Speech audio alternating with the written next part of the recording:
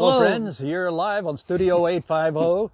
We're in Joe's garden here early December. We make a plan of stopping by several times a year to see how Joe's doing with his seasonal crops and the things that he's doing out here.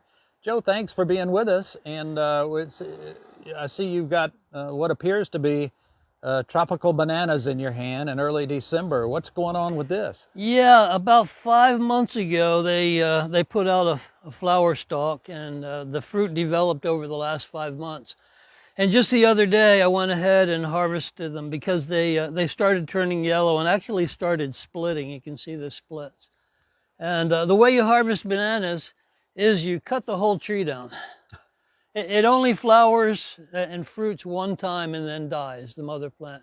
But because of all the suckers they put up, you have another generation of banana plants. So what I did was I cut this one down and got the fruit because it was too high up. It's hard to tell how high these bananas are, but they're up there about 10 feet. What does a Northwest Florida banana taste like? You know, they're not as long as the store-type bananas, but they're very sweet. They're very good once they turn yellow. And the trouble is once they start turning yellow, you have to do something with them because they don't last forever. And it's hard to eat that many bananas at once. So what we normally do is we normally peel them and then freeze them. And then we can eat them through the year. And they're actually good that way. After they're thawed out, they don't turn mushy. Joe, how do you take care of your banana trees in freezing weather? You know, I really don't worry too much about these. These are good down into the 20s.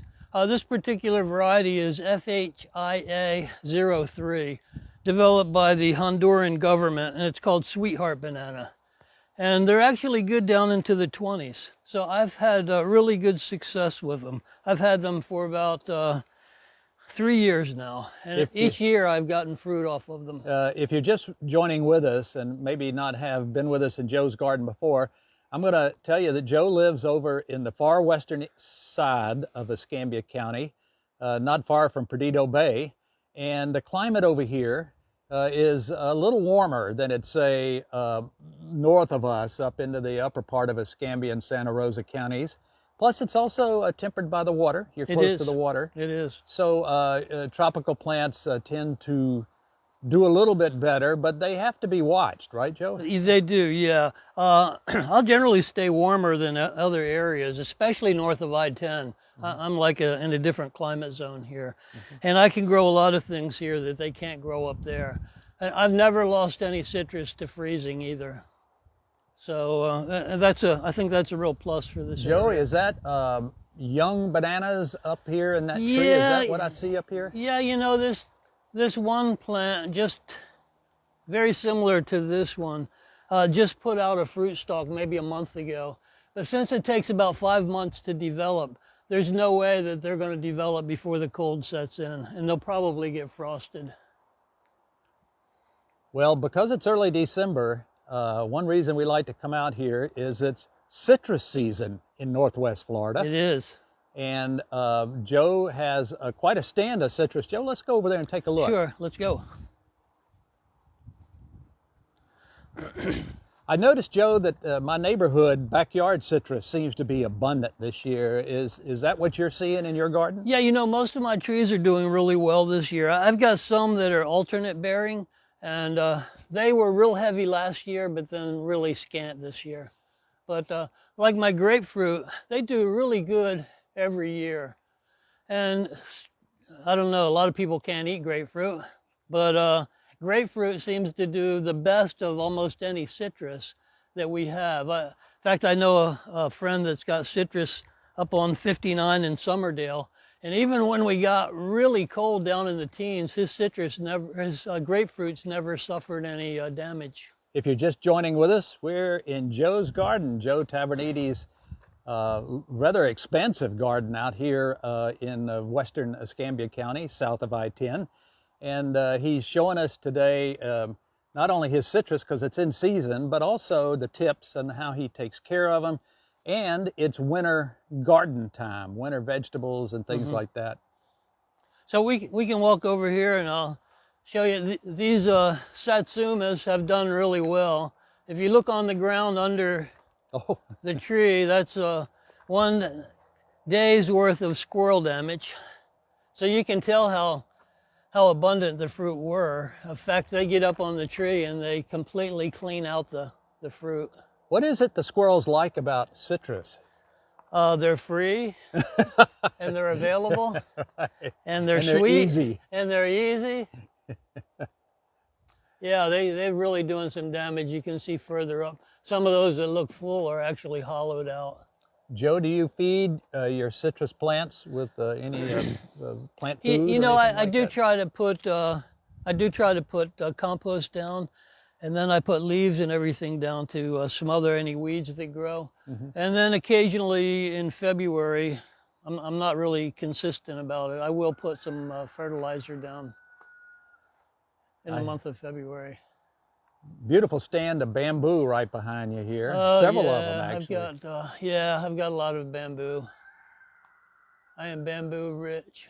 What advice would you give to the homeowner who wants to put bamboo on their property? Put a clumping bamboo. Do not put a running bamboo. A running bamboo will take over the world if you let it.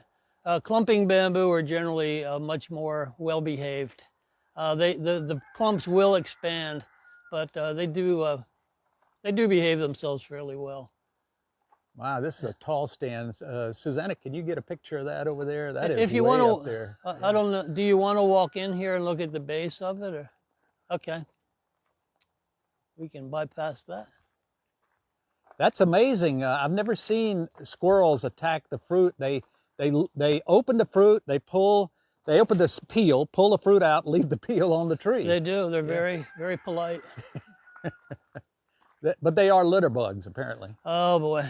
This tree here was loaded with fruit, and I've been eating off of it, but the squirrels have basically decimated the rest of them too. I still have a couple you can see hanging over here. What advice would you give the audience about squirrel management in the home garden? I probably shouldn't say it online.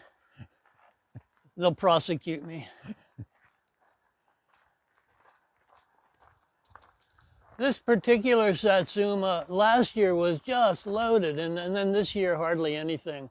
But they tend to be alternate bearing, so the trees, not the citrus in general. Let's walk over here. I'll show you some of the navel oranges. I remember the last time we were over here, your navel oranges, according to my wife, were the best she's ever had, and she's had a few. Yeah, these are navels. This other tree over here is a navel, and then a Meyer lemon. And the Meyer lemons do really well. They'll hold fruit for quite a while. I'll probably have fruit until April. Are the Meyer lemons best suited for cooking or juicing, or what would you do with a Meyer lemon? I use it the same way I would a regular lemon. They're more acidic than, for example, an orange. But they were developed by Frank Meyer around the turn of the 1900s. He was on the USDA plant exploration team, going around the world looking for plants to bring back to the US. He found this particular lemon growing up in the mountains in China, where it would snow every year. So it was very cold hardy. And it seemed to suit the bill on what he was looking for. And he brought it back, and they tagged his name to it. That's why it's called Meyer lemon. I notice a lot of homeowners in our area have Meyer plantings in their yard. It's kind of an ornamental thing too, isn't it? Yeah, it can be, and it doesn't get real tall. You'll notice how short it is, and it's the same age as these other oranges. So these, I'll pick one. These navel oranges really do well, and you can see how large they are. Yeah, that thing's a pound or so. Yeah, right? And they're really sweet and juicy. I mean, put on your bib when you go to eat them. They're that sweet and juicy. We'll put this here and pick it up later. Well, you can certainly see with these climates here along the Emerald Coast that at once upon a time, citrus was cultivated commercially. It was, yeah. And then the weather and the return on their investment, I guess, for commercial enterprise, it wasn't worth it over time. Yeah, the weather kind of cycles through. They say we're into global warming right now. Actually, it actually kind of cycles through. And there was a period, I think it was back in 1890s, where the citrus industry basically was very large around here. And we had a couple cold decades and it wiped them out. I think there's a town over outside of Mobile, Satsuma, Satsuma, yep, that's how it got its name. came by that name. Even Orange Beach, Alabama down here. Joe, had- are had these oranges. varieties available locally in the garden stores, or do Yeah. you bring yours from somewhere else? No, I got them in the local garden stores. You can get them, I shouldn't probably say any names because I don't want to show favoritism, but you can get them locally. They tend to be a little higher priced because of some of the diseases that Florida is suffering right now. So they have to kind of bend over backwards to make sure these are healthy plants. And it jacks the price up some, but it's worth it because the trees last so long and they're so productive. So for if somebody is interested in cultivating a boutique variety of citrus or other plants, what's a good resource for that? There's a lot of places online. You would have to buy it from someone in Florida. You cannot ship citrus to Florida. So Exotic is one that I have bought things from. There's Just Fruits and Exotics out of south of Tallahassee that provide quite a few varieties of citrus. Joe, there's a flowering large shrub behind you. What are we looking at?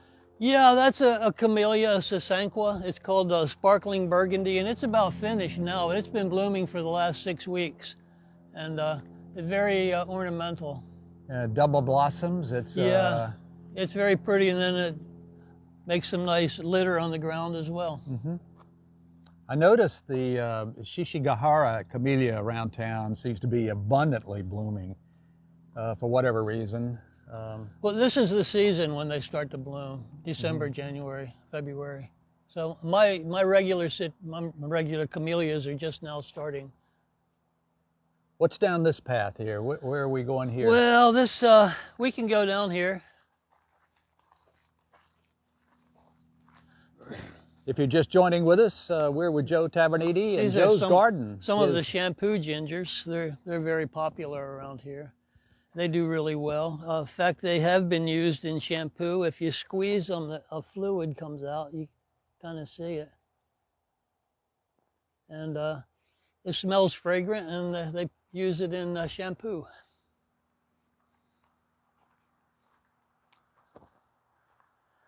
We're almost back to where we had started before, but this is the end of my citrus. I put most of my citrus in a clump here so I could take care of them a little better.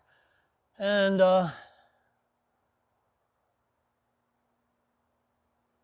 this is my big greenhouse over here.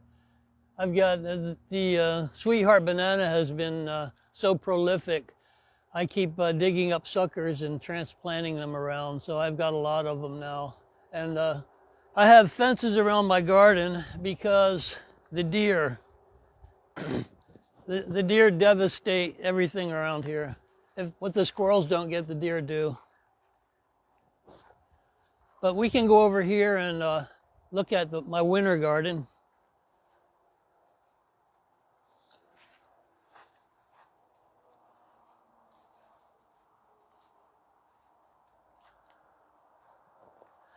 So I have collards, broccoli, Florida broadleaf mustard, some other things. I've got a lot of garlic in. And this is mostly garlic over here and shallots. I've got 4 different kind of garlics. I have found that the Texas rose garlic has done the very best for me of all the garlics, regular garlic, and then the elephant garlic does even better than they do, but it's not a true garlic. You don't use raised beds, do you? You know, I will. I've got some over here, and the one reason I dislike raised beds are fire ants, and I'll show you what I mean. I do like raised beds. They've got a lot of benefits, a lot of pluses, but to me the big negative are fire ants around here. They're so bad. They like to get up there where they're not going to get flooded out. So we Fire can. ants might be smarter than we are. Yeah. So one thing I do is, I'm still in the process of doing this. I put cardboard down between the rows, and then I put leaf mulch over it in order to suppress the weeds. And that way I don't have to labor quite so hard as far as getting rid of weeds. That makes life a lot easier if you like to garden. So I'm still in the process of doing that. I've been working along here. I've already planted some garlic here that's not up yet because I just planted it. One thing I like to do too is to label all of my rows so that I can know what I've got growing. Now, how do you prepare the soil here? Is this a mixture of some kind of nutrient and black earth? Yeah, I incorporate a lot of leaves into it. For example, here where I'm using cardboard and leaves, at the end of the season, you won't even know I had cardboard down there. It'll be gone. And then I till it back into the soil. And then I get horse manure from a horse farm over in Lillian, Alabama. And I'll pick it, I'll heap it up and let it rot for about 6 months. And it breaks down really nice. And then, for example, that's what this is. This is decomposed horse manure, and it's just really rich, really nice stuff. And so I'll bring a load of it in, a couple loads of it, and I'll incorporate it into the soil, and it makes the soil really rich.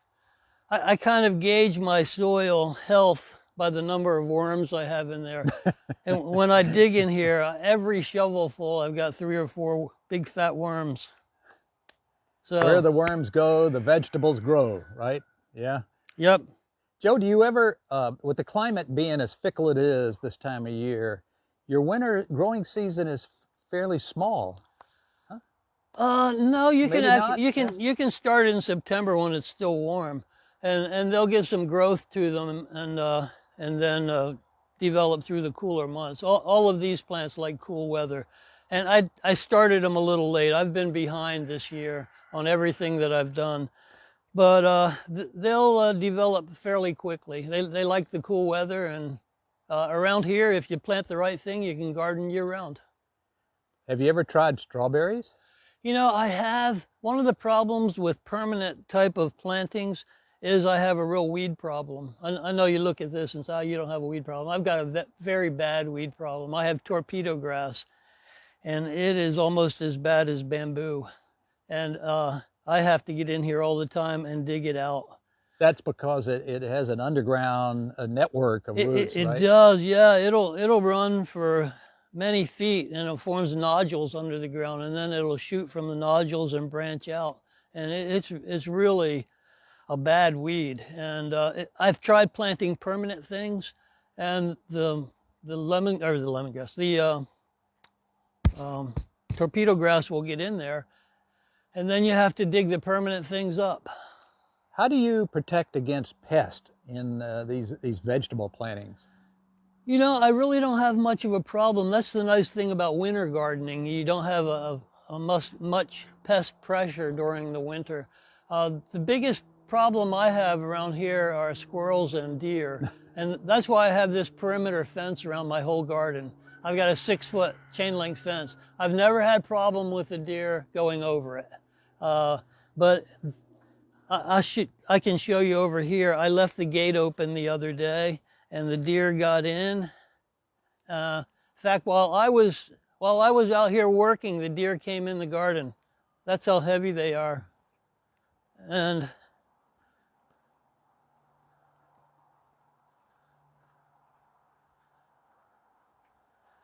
if you look at these sweet potatoes, all the leaves are gone. They were stripped. The deer came in and just completely ate them. This is a Hawaiian chili pepper. Mm-hmm. This is quite a large bunch of chili peppers growing over here. Joe, what do we call this? What's the story here? Yeah, that's a Hawaiian chili. I have friends that came from Hawaii that gave me the seeds. I had planted these particular pepper plants a year ago. And during the winter, it didn't get real cold last year. They did frost down, and I thought, well, they're gone. And as soon as it warmed up in the spring, they started growing, and now they're over 7 feet tall. On a 1 to 10 scale, where do they rate in terms of firepower? Yeah, they're probably 8 or 9. My They're goodness, pretty hot. yeah. They're hot. The Polynesians, they treasure the 8, 9s, and 10s Yeah. in their cooking. They're pretty hot. Joe, when we were here last winter, maybe you were putting out some young turmeric. Yeah, let's go look at that. The turmeric, however you want to say it, turmeric. Yeah. Anyway, it does extremely well for me here. It's a summer crop. In fact, here's some that I dug up the other day. You can see it forms these hands with fingers, and this is just some of it.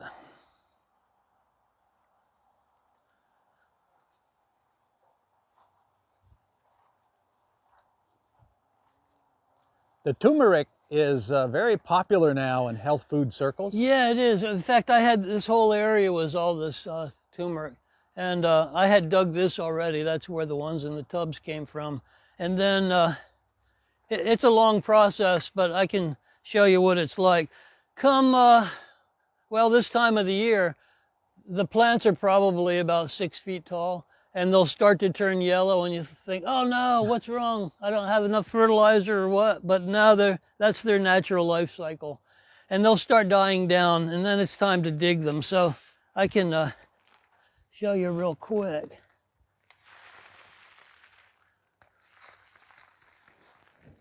I told you about the worms in here. They do really well. In fact, here's another worm here. So I kind of use that as a gauge. Here's another worm, kind of a gauge for how healthy my soil is. I try to grow strictly organic. I try not to use any sprays. If I do, I'll use some of the organically approved. Here's another one. That's 4 worms in just this one clump. What do you do with the turmeric that you harvest? You know, I give a lot of it away. I use some of it in omelets and various things like that. My wife and I will clean it up, grate it, and then we dehydrate it, and then we pulverize it and make a powder. And I give quarts and quarts of it away. You would recommend this for a home gardener? Yeah, it's so easy to grow. In fact, around here, if you don't harvest it, it'll stay in the ground and it'll come back in the spring again. Is this the normal height, maybe about 6 feet? feet? They grow about 5 to 6 feet tall for me. I've had really good success with it. I had bought 12 fingers. I'm going to call it like that. That's 1, 2, we'll call that 3. We'll call this 4. Anyway, 12 of these in the mail from a catalog. And I planted them, and now I've got thousands of them. I not only have them here, I've got them in other parts of my garden. So they have done really well. I tried to sell some through Everman's, and he already had a supplier, so that didn't go anywhere. I figured, but I don't advertise them. Well, I think watching people work with the turmeric, yeah, a little bit goes a long way, right? Yeah, it does. In fact, they make a really nice yellow dye. Yes, right. In fact, in India and some of the Asian countries, they actually use it to dye their clothes. They get a nice bright yellow dye out of it. If I had a knife to cut it, you could see it a little better, but it does, it'll stain your fingers yellow. It makes a really nice dye. And I like the smell of it too. And it does really well. Joe, we appreciate you having us out here today. It's wintertime, but you couldn't tell. I checked, it was 80 degrees when we drove up to your farm today. But that's what makes us unique. That's what makes our area special. All throughout the Western Florida Panhandle, this microclimate we live in provides so many advantages to the home gardener. And we appreciate your hospitality. Do you have any final words of wisdom for the audience today as we get ready to depart? Final words of wisdom. If you enjoy gardening, stick with it. Don't give up. It's a good way to get exercise. You wouldn't think gardening is good exercise, but I can tell you at the end of the day, I feel my aches and pains. So I know I've exercised myself. But yeah, it's a lot of fun.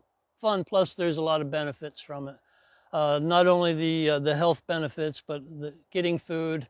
And there's a large friends network too that you can link with as far as gardening. I'm in the Pensacola Organic Gardening Club, and we have meetings every month. And you can pick up a lot of plants from them. It's not a big cash outlay to garden. In fact, I've given a lot of plants away, and if anybody needs anything, I'd be glad to supply what I have. If you've just joined with us, we've had a great visit out here with Joe Taverniti out close to Perdido Bay in western Escambia County, south of I-10, if you want to check the microclimate here. I'm John Singley. You know me. I'm your host for this. We've been out here now maybe 5 times, I think, Joe. We have all of the episodes with Joe and his garden on Studio 850. They're under our series of video list if you want to go back and see other visits we've had out here, because Joe offers us a lot of tips and advice. Plus, it's a lot of fun to walk through a man's garden that he has spent so much time in. So, Joe, thanks once again. Looks like you're welcome. Other than the squirrels being citrus connoisseurs, that was a remarkable looking thing. Yeah, I know. Watching the squirrels peel those satsumas over there. It's a beautiful garden. It's a beautiful place, and you're a great guy for sharing this with all of our audience. So to all of you out there, thanks for being with us. Have a great weekend. We appreciate you following, and to our producer, Susanna Rogers, who's been following us around, walking around, showing everything. We appreciate all she does for us as well. Take good care, my friends.